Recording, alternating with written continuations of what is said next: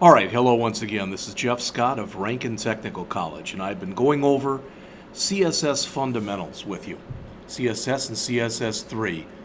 The last video was our intro, where we talked about inline CSS, which applied only to elements on a page, internal CSS, which applied to a whole page, external CSS, which applies site-wide. And we also started to look at classes and IDs. Here, and this may be a short lecture because I just want to break this down into divs and colors. All right? Div is sort of the anti-span, or span is sort of the anti-div. Because when we looked at this last time, when we looked at the example here, you remember that when we went down and we looked at our examples for inline, we used a span tag. So a span tag is what's referred to as an inline element. So I'm going to put in here HTML inline element. All right. An inline element, and here's a list of them, but an inline element is an element that does not have a blank line before it or a blank line after it. So here, what is an inline element? Most are permitted within the body tags are block, level, or inline. Inline typically may not only contain other inlines. All right, this is the big thing. When rendered visually, inline elements do not begin on a new line. So that's an inline. On the other hand, and there's probably, I'm sure there's some really good articles, inline versus block elements. All right, W3 schools, block and inline, that'd be a great place to start.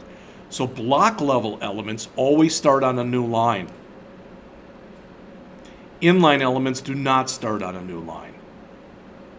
All right, so the div, which is short for division, is an example of a block level element. So these are some of the block level elements we've looked at thus far.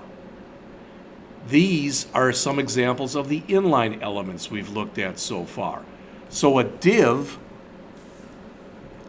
as it says, it's often used as a container for other elements. It has no required attributes. You can use style with it, you can use class with it, you can use ID with it. You can do all sorts of stuff with it. So let's grab the example that they have here.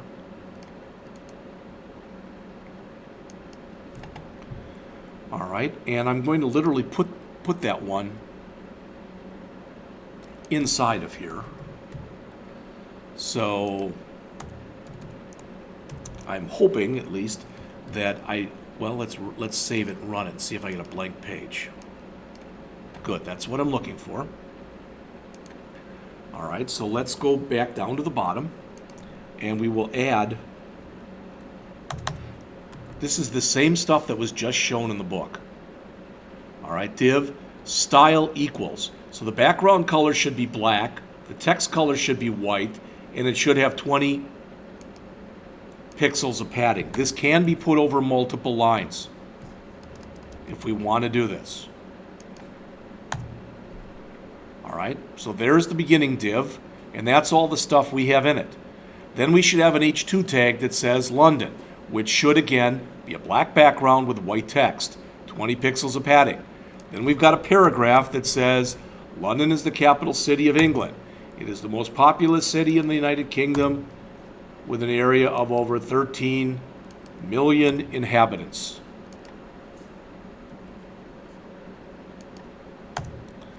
So that whole thing that you see right here, all of this, since this is all encompassed inside of the div, and since we said the div has a black background color, white text, and 20 pixels of padding, if we run this, there you go. Black background, white text, 20 pixels of padding. All right. So let's look at other ways we can use a div just so you see them. All right, so I'm going to take this whole thing that we just did, copy it to the clipboard, and comment it out.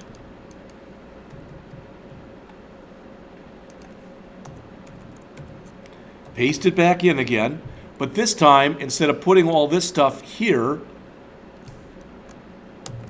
okay, I'm going to take this and I'm going to say ID equals, we'll call it London text. How about London look? All right, so we're setting an ID up now for London look. And let's think about this. If I run this, it's not going to look any special way because we haven't associated that London look with anything yet. So it's an ID, call London look. So I'm going to go back up into my style tag. There it is. And I'm going to say # London look. And within the curly braces, paste back in what I had before. So we don't say style equal, background color is black, color is white, padding is 20 pixels. All right, so we've now got a London look. It's an ID of London look. Here we're saying a div with an ID of London look. So now, boom, it's black again, black background, white text. Exactly what we just saw a minute ago. Let's keep carrying on with this idea here. All right, I'm going to change this from ID to class. All right, come back up here in my document and change that from a # to a dot, which means class. So now I've got London look. Boom. I can come in here now with another paragraph and say class equals London look. Am I white text, black background too?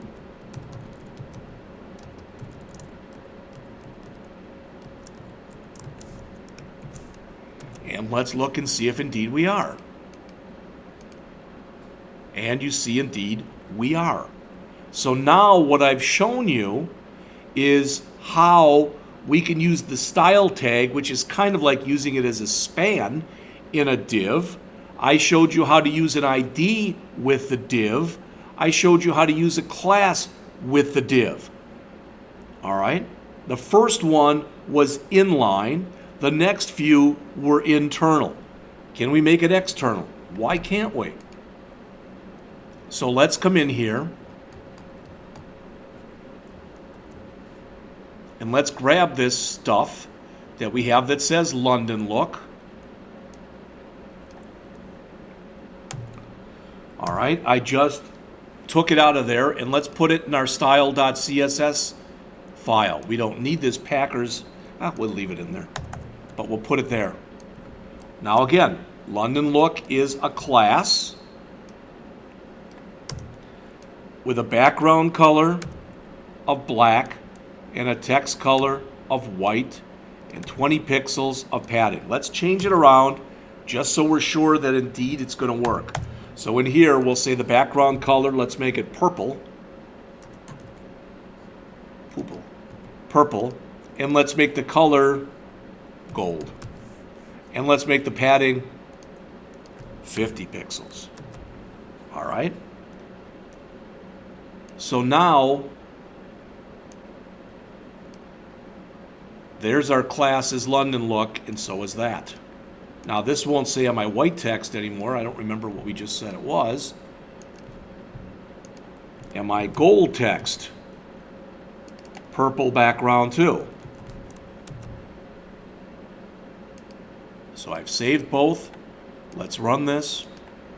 And notice now, 50 pixels of padding, purple text, purple background, yellow or gold text. All right. So what I've just shown you, I just want to keep beating this into your heads, is we're working with divs. A div is a division.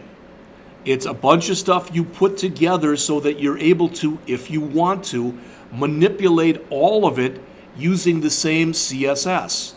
And I showed you using the style with this for inline. I showed you internal with both an ID and a class, and I showed you external with both an ID and a class. So you've already seen several examples. All right? I would strongly suggest that you come in here and look at this div, okay? Again, defines a division, block level. The div is often used together with CSS to lay out a page. By default, browsers always place a line break before and after divs because they're block level elements. But you can change that with CSS if you want to. Notice the align statement. You shouldn't be using it like that anymore. The div supports global attributes in HTML. So it supports all the stuff that you see here. And I'll let you look at that yourselves. It also supports event attributes. Anytime you hear event, think programming. All right, think JavaScript. All right. Let's go on though in here. Let's see what else is in here. That's it for the div tag. But I do want to show you one more thing that's kind of neat with a div. All right, I'm going to grab this right here. And I'm going to create another div tag. And I'm not going to worry about London look or anything else. So I will, for right now, take all this stuff that I've just been doing and comment it out. Now I'm going to put another div in here. Okay? And I'm going to give it, just so it has something unique, I'm going to say ID equals, we're going to call it box. Okay? And I'm not going to put anything in it. But I've got a div with an ID of box. So I'm going to come back up here into my style tag. All that stuff has been commented out. So I'm going to come in here and say, okay, I've got an ID of box. And I'm going to say I want it to have a width of 400 pixels. I want it to have a height of 300 pixels. And I want it to have a background color of red. So why would I be doing this? Let's take a look. All right, now you see what I have here. Divs are kind of cool elements. We're not going to look at this right now, but when we get to the jQuery section of this class, when I give you an overview of jQuery, we'll take a div that's like this. Now this is a big div.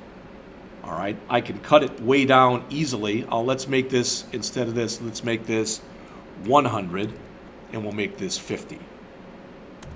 All right, so it's a little bit more manageable size. And just to make sure that worked, let's make this orange. Remember, anytime I'm doing this, for instance, when I had red, I could also put in here, if I wanted to, # FF0000.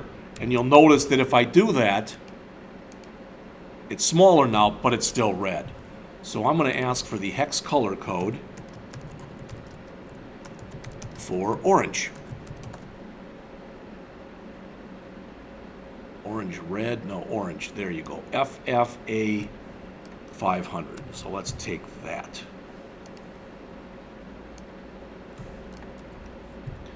All right. So that should be orange. It looks like we should make it a little bigger. So let's make it 250 by 150. All right. Go back to this. It's now orange and you see its size. What we will do again when we get to this point, when we're talking about the the jQuery part of the class, is we will take divs like this with nothing in them, and that's how I'm going to teach you animation. So we'll make this go to the right, go down, go up, go to the left. We'll make this slide in and slide out, so we'll make it look like an accordion, where it'll look basically, for lack of better words, when you are working with it, it will look kind of like a shade that's going to open and close.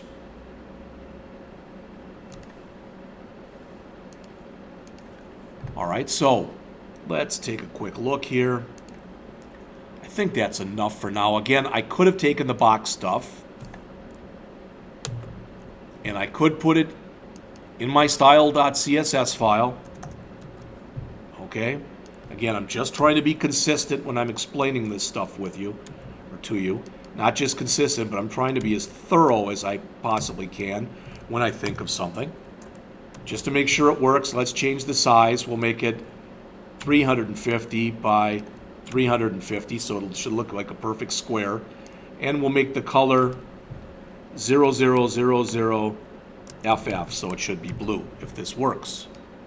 All right. So you saw what it looked like. Let's refresh. And it didn't change. So why wouldn't that have changed? Because I didn't save.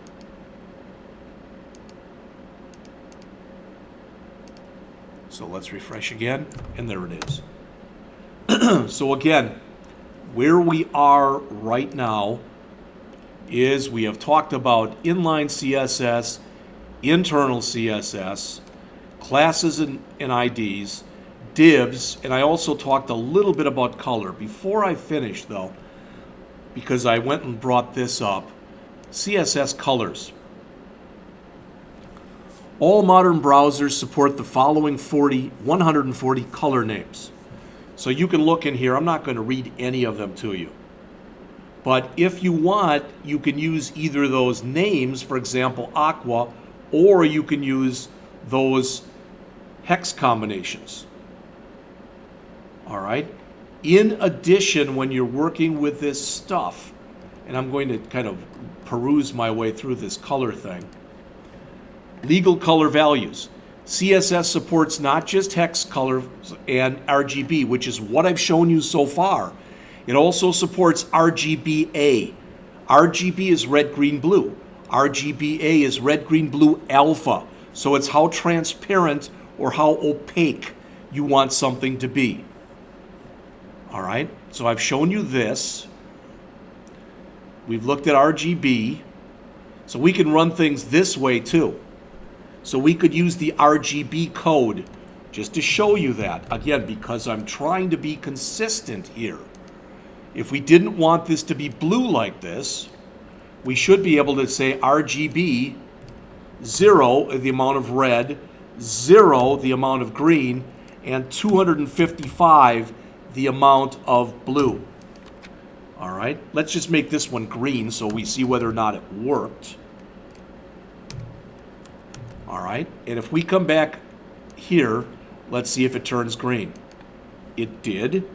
So we know that this works. So we can use, this is basically the call to the red, green, blue method, where we tell it how much red we want, 0 meaning a total absence, 255 meaning a total saturation, and any number between 0 and 255 meaning a certain amount. So if I put in here, for example, I don't know, 111. All right, I'm going to make this 111 for the, so that's the amount of red, that's the amount of green, and that's the amount of blue. I have no idea what this is going to look like. Let's make that 111. And you see how it's changed.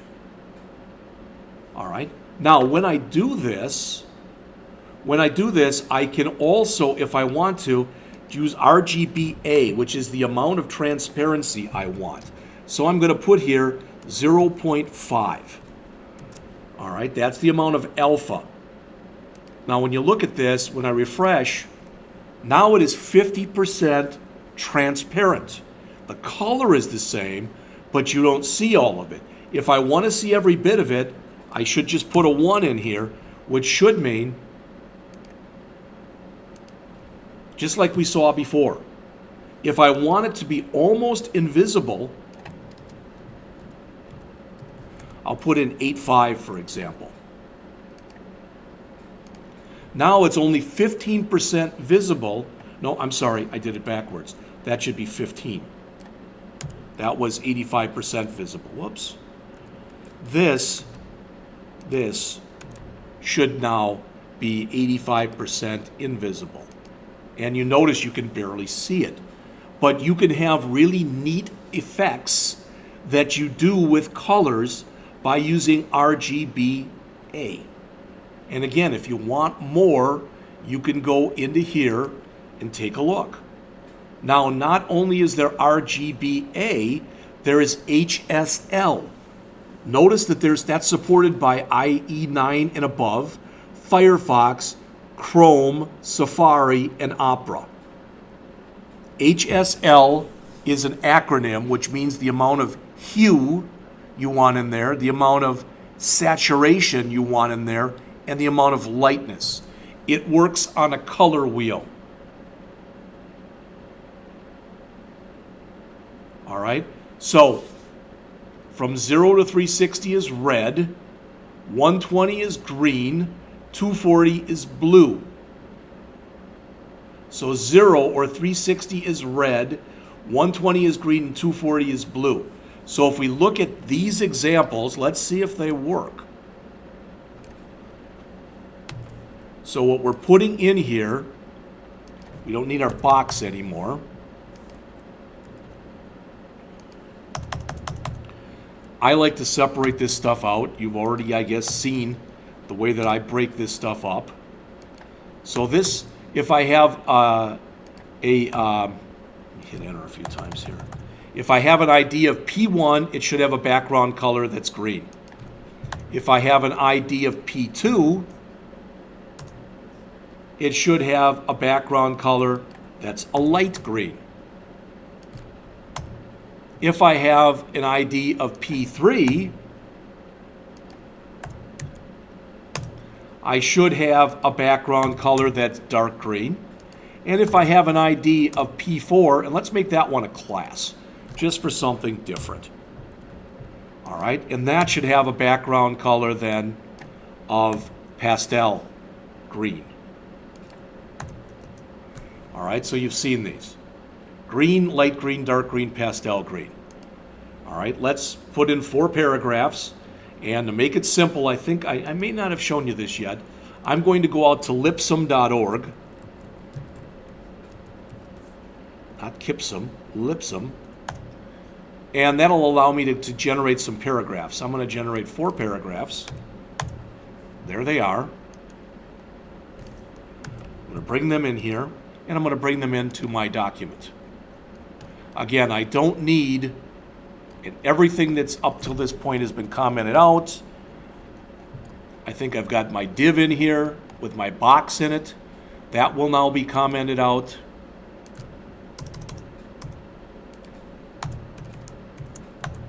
And I'm going to paste in my paragraphs. All right, so this first paragraph,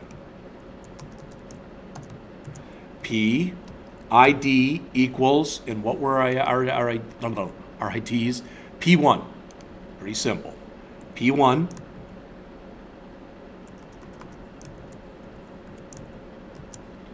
All right, so here's all my text. And normally I would format it real pretty like for you, but I don't care. So I'm not going to do that. All right, so that one should be green. Our next paragraph with an ID equal to P2. All right, that paragraph should be light green.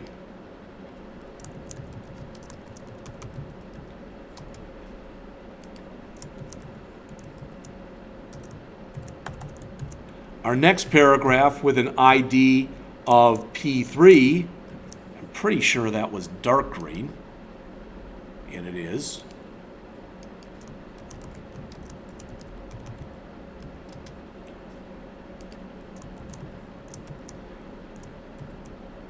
And our last paragraph, and I remember that was pastel green. And I didn't have to put those things there, I just put them there so I knew exactly what I was looking at. Now remember, with this one, I have to say class equal P4. Why? Because in here, I made all of these IDs, IDP1, IDP2, IDP3, but a class for P4. So I've saved this. I've now saved this. Let's run it. So green, light green, dark green, pastel green. All right, just some stuff that you can do with colors. I do virtually nothing with hue, saturation, and light. All right, but hue, saturation, and light, just like RGB, also, if you want to, takes a value. So let's do different values in here. So where we've got this, we'll change it from HSL to HSLA, and we'll make this one 25%. We'll make this HSLA, and we'll make that 50%. And then for the next one, we'll make 75%. And for the last one, we'll make it 100%. All right, so you should see varying degrees in here. The easiest way as always to do this is to just take this and refresh. All right, 25%, 50%, 75%, and 100%. So again, what that showed you was how you can use hue, saturation, and light along with alpha. Predefined color names, if you go in there, again, I already mentioned that to you, about 140 of them. Okay, and that looks like it's it. Sounds like a good place to break to me. So when I come back again, we will next, we are now up to here. We've done our first 6. When we come back again, I'd like to go in and talk about floating and positioning. I think that's probably enough that it can have its own lecture. And then after that, we'll go over margin, padding, and borders, and that'll have its own lecture. Then we'll finish up with all of the stuff for CSS. Then we'll go and have one more lecture on the CSS3 stuff. That should give us about 5 lectures. Then for the 6th and final lecture, I'll again come in here and go over this CSS reference, just so you have an idea of what's coming up.